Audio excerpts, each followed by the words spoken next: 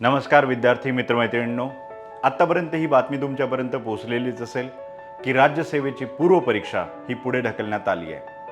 30 September रोजी ही परीक्षा होणार होती, जी आता 9 नोव्हेंबर 2025 रोजी होणार। 9 नोव्हेंबर 2025 रोजी जी कंबाईनची पूर्वपरीक्षा होती ती आता अनिश्चित काळासाठी पुढे ढकलण्यात आलेली आहे। कारण तुम्हा सगळ्यांना माहिती आहे की मराठवाडा हा पूरग्रस्त परिस्थितीमध्ये आहे आणि तिथल्या विद्यार्थ्यांचं नुकसान होऊ नये यासाठी आयोगाने हा निर्णय घेतलेला आहे।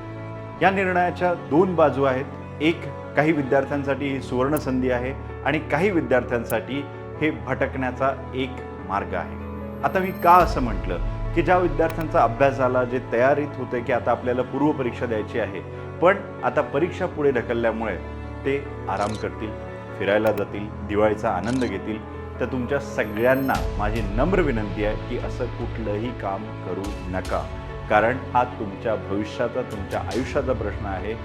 आत्तापर्यंत तुम्ही चिकाटीने अभ्यास केलेला आहे, फक्त तीच चिकाटी अजून 1 महिना तशीच ठेवायची आहे। दुसरा, सुवर्ण संधी त्या विद्यार्थ्यांसाठी आहे की ज्या विद्यार्थ्यांचा अभ्यास पुरेसा झालेला नव्हता, तर हा 1 महिना तुमच्यासाठी आयुष्यातली एखादीच अशी संधी येते, त्यातली ही संधी आहे तुमच्यासाठी। 1 महिना अधिक मिळाल्यामुळे तुम्ही अधिक मेहनत करा। आधी जर 10 तास अभ्यास करत असाल तर आता 12-15 तास अभ्यास करा आणि परीक्षेसाठी सक्षम व्हा। म्हणजे तुम्ही परीक्षा अशा प्रकारे द्या की जेणेकरून तुम्ही प्री क्वालिफाय व्हा। मराठवाड्यातील जे विद्यार्थी आणि विद्यार्थिनी आहे त्यांचं नुकसान आपण समजू शकतो, पण हिंमत हरायची नाही। मनात निश्चय पक्का करा की इतकं नुकसान झालेलं आहे, पण एक संधी आहे, माझं, माझ्या घरच्यांचं, सगळ्यांचं आयुष्य बदलण्याची मला संधी आहे आणि त्या संधीला मला वाया घालवायचं नाही। नुकसान झालं त्याची भरपाई होऊ शकत नाही, पण एक प्रयत्न करून आपण बऱ्याच गोष्टी बदलवू शकतो।